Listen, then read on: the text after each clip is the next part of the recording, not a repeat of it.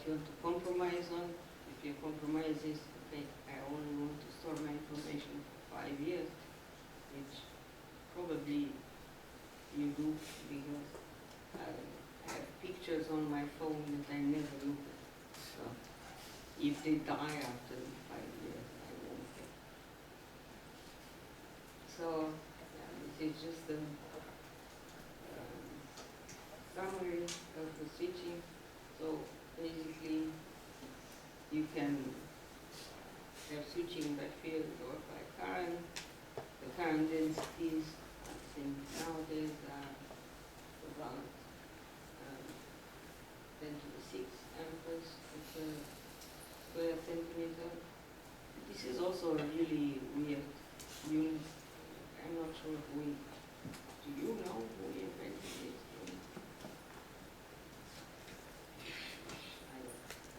Anyway. So, okay, how about the gray areas on the phase diagram? So, in this part, we're going to focus on these two areas here. You can see that there's another area of intermediate resistance, which is over here. This is basically because your reference layer starts to recess. Because you always have certain reaction. But we're not going to consider this. We're only talking about this. So what we know about these states is from the analytical calculations that there are no static states allowed. Experimentally, what you see here is you have no hysteresis, you only have a gradual resistance change. And it could be precession, but from what this analytical calculation I described before predicted, we don't know. Like, we only know where the parallel state is stable, but the antiparallel state is stable, and we know nothing in between. So, if it is precession, going back to the Landau-Michels-Girnberg calculation, basically the condition to have steady state precession is that the damping torque plus the spin transfer torque over one precession round compensate each other, because this means you are compensating the losses you have in the system.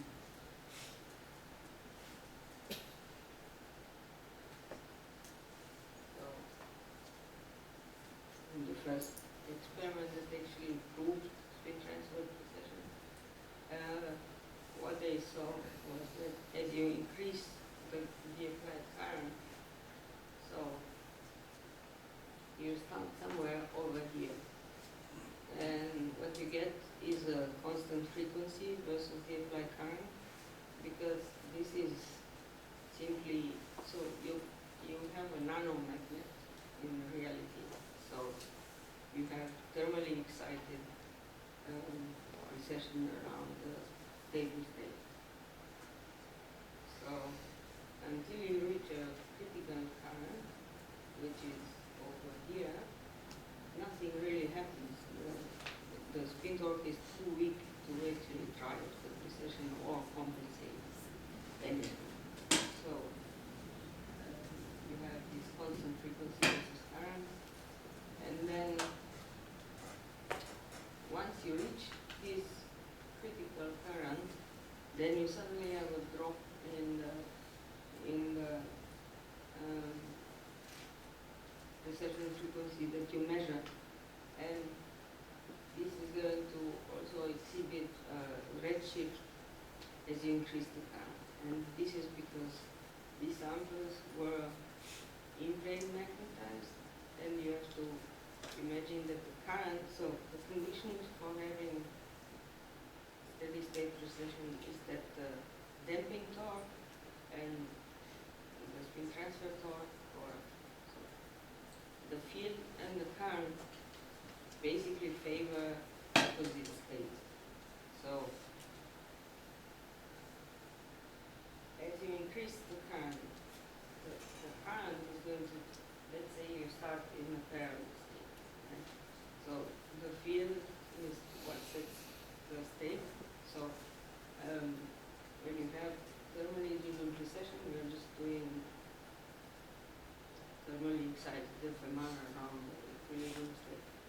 And you increase the current is going to try to switch the magnetization in the opposite state. So this means you have an increasing precession object because the sample is really fast in plane, and what you get is a trend shell precession trajectory because it's easier for the magnetization to stay in plane than to go out of plane. So it's going to try to increase its orbit in the plane as much as it can and go closer to the antiparallel state which is favored by the current. So if you do that, then you effectively get a redshift because it's a bigger trajectory, so you get a decrease in the frequency. And then eventually, theoretically, once you reach a bifurcation point, you're going to start precessing around the demagnetizing field, which is out of plane, and then you start to have these blue shifts. Now, these blue shifts have never actually been observed experimentally because the precession becomes incoherent much before you reach such a state. So unless you apply a perpendicular magnetic field. So okay, this is one sample that we had.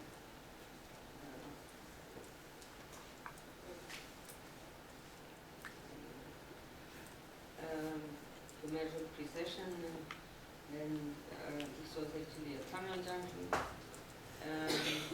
So you have a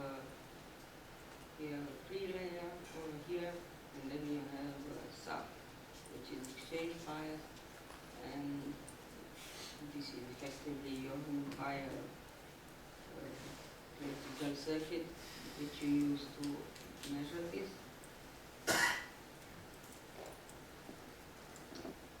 And so what you see when you measure AC field versus frequency is what you get over here. So if you start at low current, you get these thermally excited FMR peaks, which are here. You get two of them because the sample is an ellipse and the fields in the center of the sample, and then the ellipse are not the same. This is just detail and so anyway, as you increase the current in the beginning, you don't see any shift, so all these peaks are at the same frequency. And then once you reach a certain value, you will start to see the redshift that you expect from this. But what you also see, instead, you have this increasing 1 over F noise, and that's basically chaotic precession.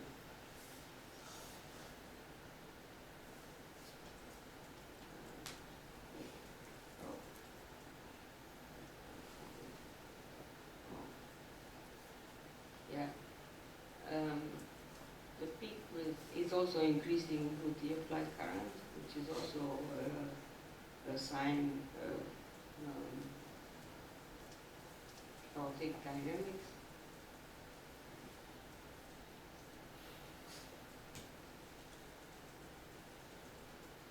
And then if you take the two peaks that you see and you plot them versus the applied current, you see these areas where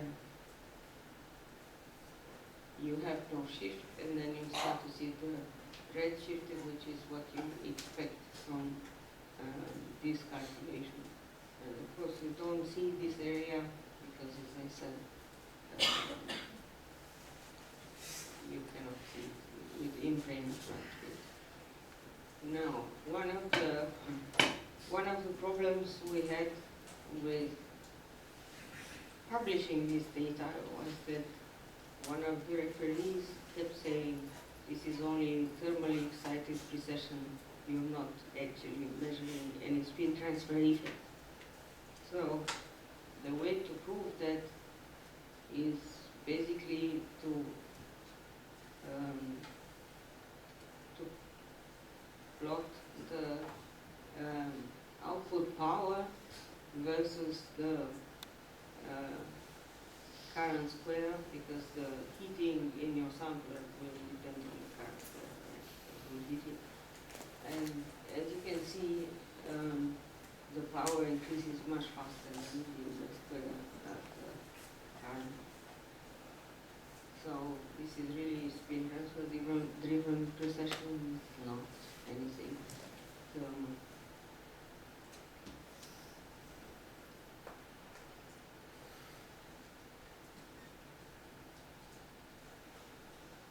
Okay, so now if you plot the output power versus the applied current and fields, so you're basically looking for this gray area that we expected before, then you can see that you get this output power areas which correspond actually to the these undetermined states on the current versus field phase diagrams. Also the measured power that you can get at that time was about in the range of microwatts.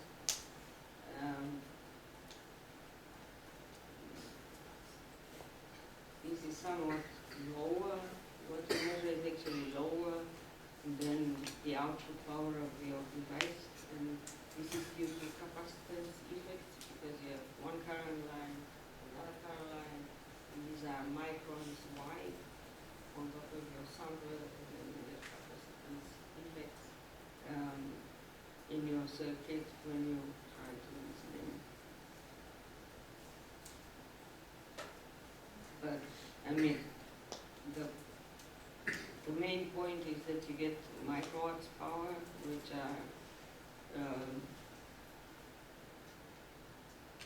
compatible with applications for mobile phones and for something.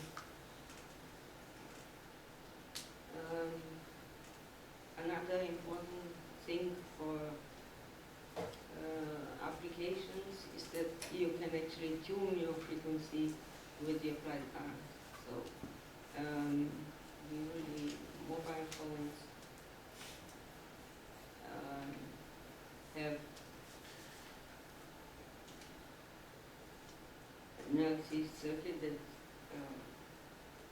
outputs on a given frequency, but as we all send our 10 megabytes pictures to each other, you have band saturation problems, so the idea would be to generate a system which can function on a range of frequencies, look for a frequency which is least used at the moment, and then use that frequency to transmit your data. Now there are computing technologies with this which are entirely semiconductor based. Maybe that's why this has never really taken off. But the requirements are output powers in the microwatts range, and then you need to have high quality factors. So quality factor is basically the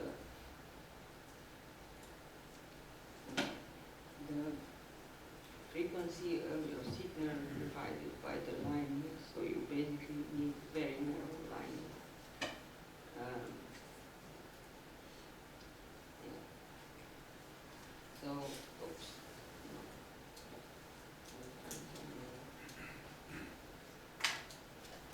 Yeah. So can get high output powers with tunnel junctions. You can also get high quality factors from spin transfer devices. The problem is these devices where you get these very high quality factors are point contacts. So you have your magnetic multilayer and then you make a metallic point contact on top. And what this allows you is to get rid of the edge effects and the edge fields that you have in your device. Now in the meantime, it's been shown that there's a geometry where you can also get this on a tunnel junction. But it's not a trivial process.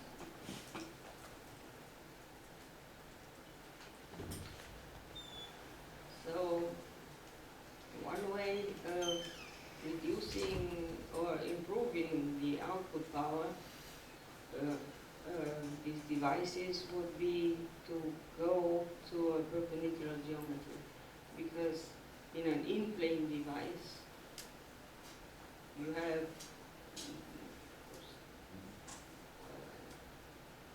have this clamshell precession, like I said before.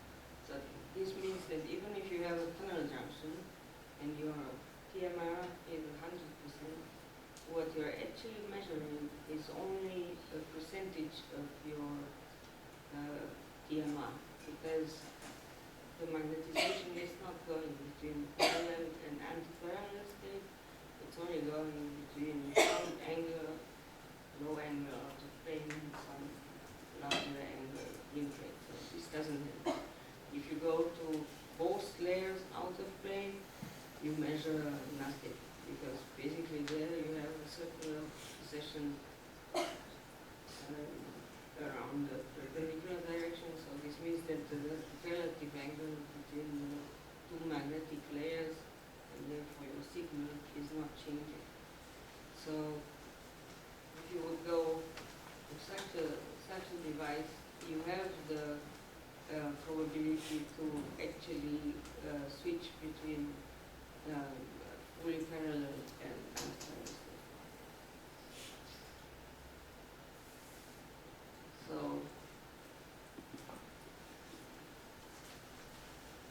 yeah, here is such a device, and as you can see, the line width here is much narrower, and also you get no 1/f noise. And also this is so these are in what you see here in black are the experimental values, and what you see in red are the theoretical expectations. And you see that the macrospin model actually fits this data pretty well. So this means that your magnetization dynamics is closer to a macrospin than in the other magnetic configurations. So, yes. So yeah, you can get steady state precession, you can measure it in different geometries, MGO tunnel junctions, give you enough output power for applications. Perpendicular anisotropy have, cross magnetic anisotropy have better perspective for improving the output power. And now there are other applications, I don't know, probably I've seen some posters, I think some of you already know it. Other applications that were proposed for spin transfer torque were to use a spin transfer torque device as a read head for hard disk drives,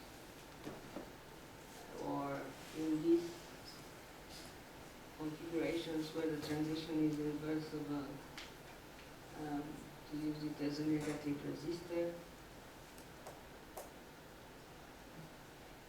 Then,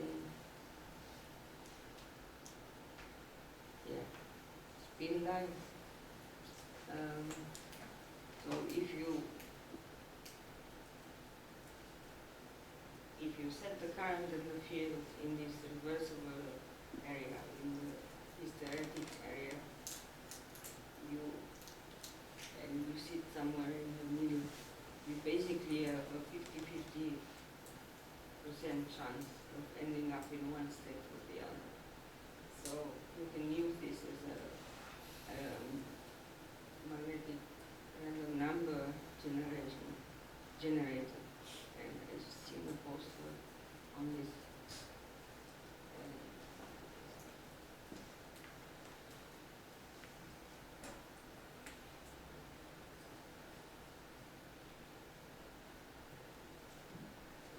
Then there's the proposal to use it as a spin transfer dial.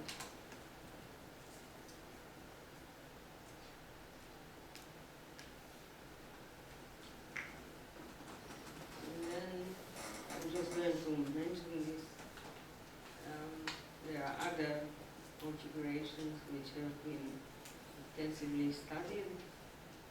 One idea is to use a free layer which is in a vortex state. So vortex states have the advantage that they also provide really narrow output signals because they are not affected by the edge effects and the edge field inhomogeneity. So you can do this with a perpendicular reference layer or in-plane reference layer, or you can actually use two layers which are in the vortex state. And the interesting thing about this is that they actually provide you with 4 different output frequencies depending on how the circulation and the polarity of the core is oriented. Yeah, then this is the point contact geometry. You can demonstrate that you can generate droplet solitons which have their own benefits. And this is a picture from Fuji.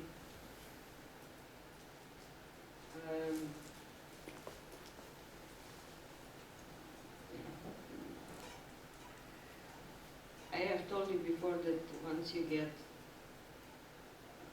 in this area where you expect precession around the perpendicular demagnetizing field, you actually get chaotic dynamics. So this was what Hyun-Jin showed, and I don't want to explain it because Hyun-Jin is here.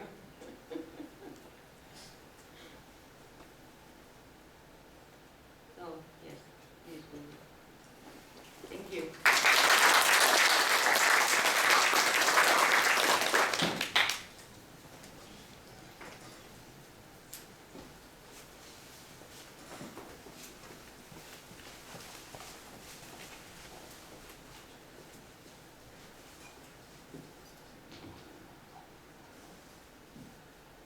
Any questions from students?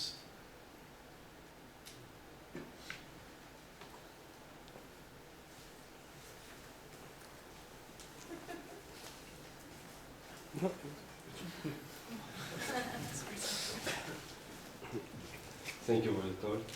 To come back to your double vortex state, how do you have 2 vortices with different frequencies? Like, do you change the materials, diameter of your layer? Right, so you can just change you can either,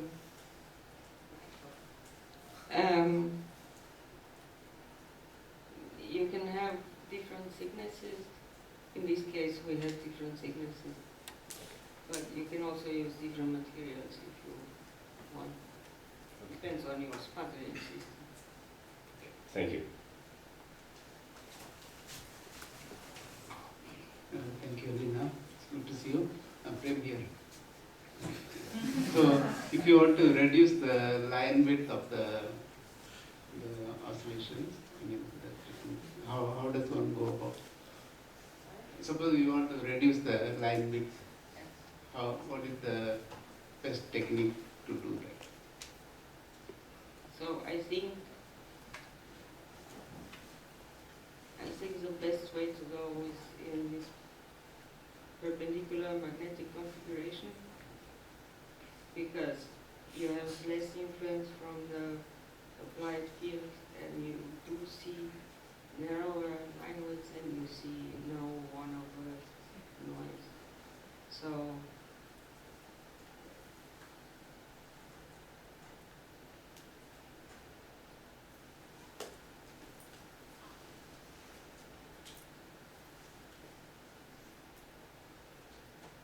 if you look here,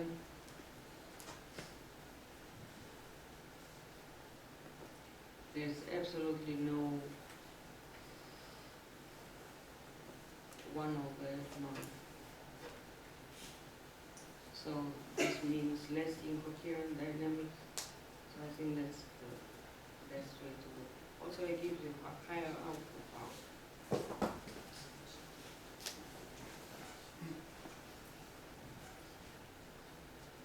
Any more questions from students?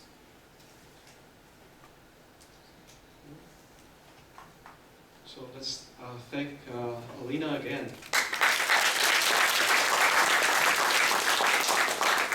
So I'll come back at